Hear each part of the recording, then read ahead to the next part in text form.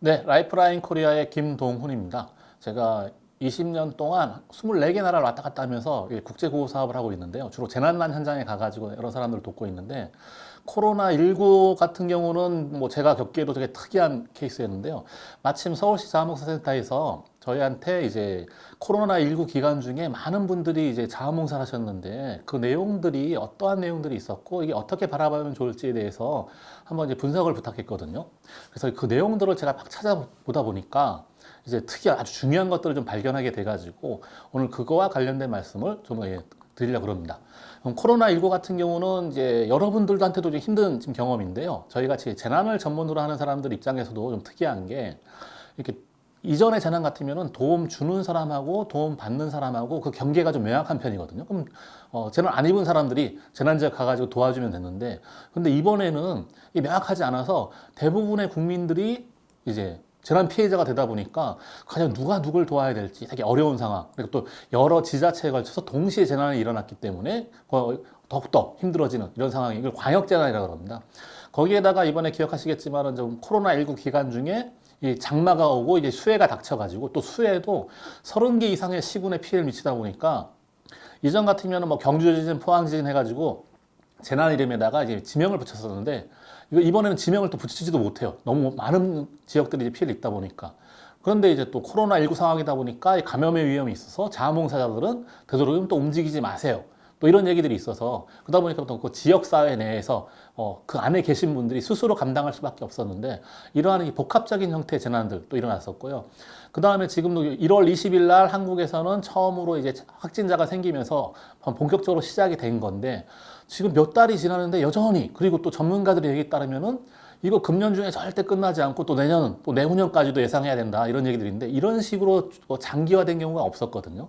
그래서 이런 광역재난, 복합재난, 장기재난, 뭐 전문적으로 그렇게 얘기합니다만은, 이런 재난의 경험 자체가 저희들도 별로 없었던 겁니다. 그런데 이제 여기에다가 이게 쉬운 상황이 아닌 게, 기억하실지 모르겠는데 지금 2018년에 그때 굉장히 여름에 더웠었는데요. 근데 정부의 통계에 따르면 그때 더워서 돌아가신 분들, 온열 질환이라 그러는데, 그때 돌아가신 분들이 48명이나 되셨다 그럽니다. 세상에, 추워서 사람이 죽는다는 건 이해하는데 더워서 사람이 죽는다고? 근데 실제 벌어졌던 거고요. 그래서 그때 2018년부터는 재난안전기본법에 폭염을 재난으로 포함시켰던 겁니다.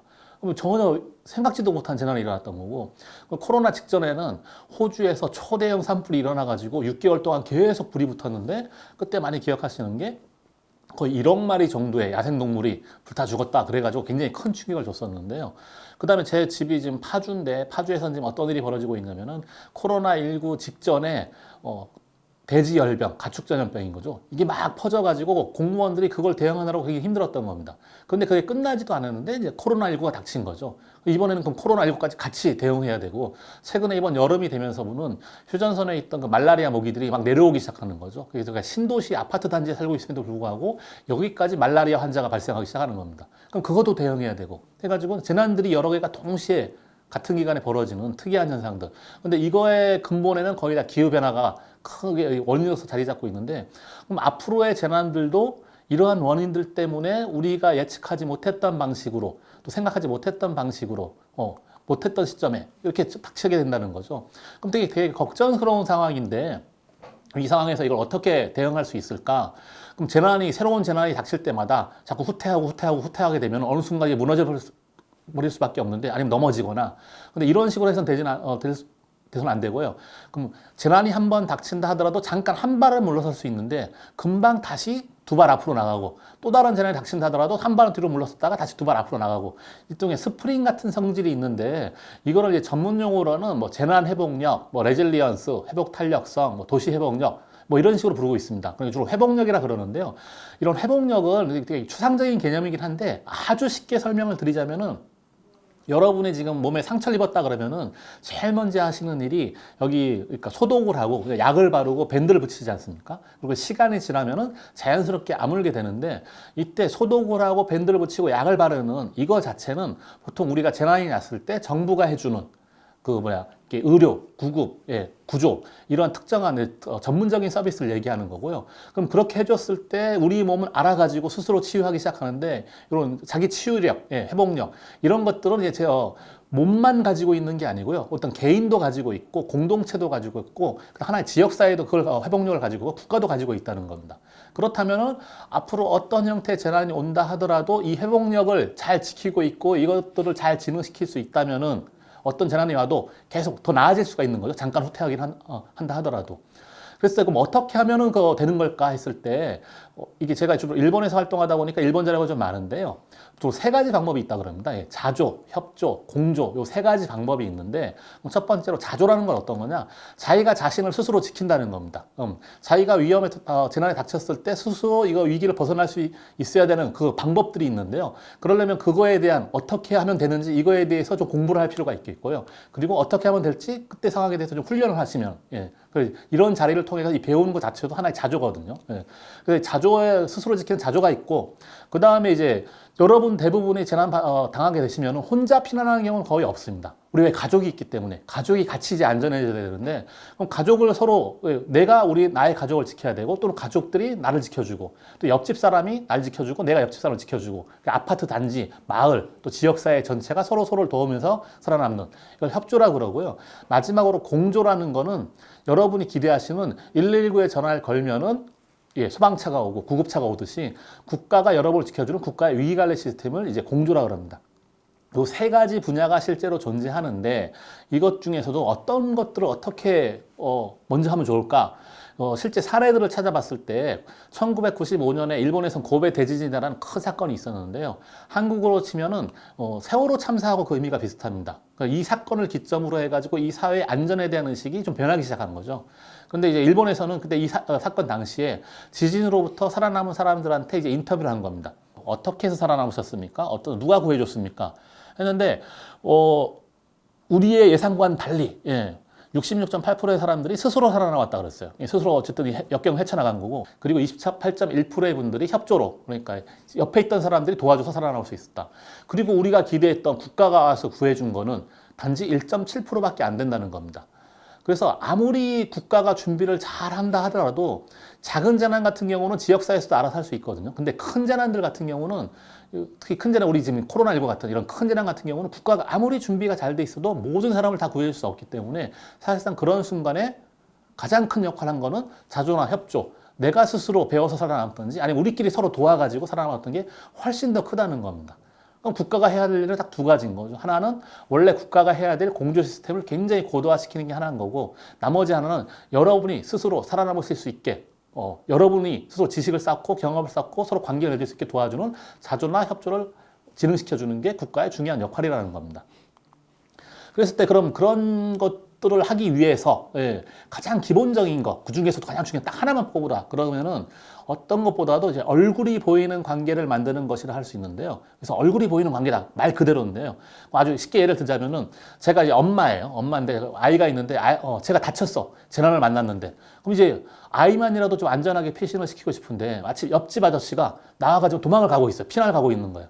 그럼 저 같은 경우 옆집 아저씨를 붙들고서 아저씨 좀 우리 아이만이라도 살려주세요 라고 얘기할 텐데 만약에 불행하게도 평상시에 그 옆집 아저씨하고 전혀 모르고 지내고 옆집에 산다 하지만 전혀 관심도 안 두고 모르고 산다 그랬을 때는 그 아저씨가 잠깐 고민은 되겠지만은 본인이 먼저 사는 게 먼저이기 때문에 모른 척하고 그냥 가버릴 수가 있습니다.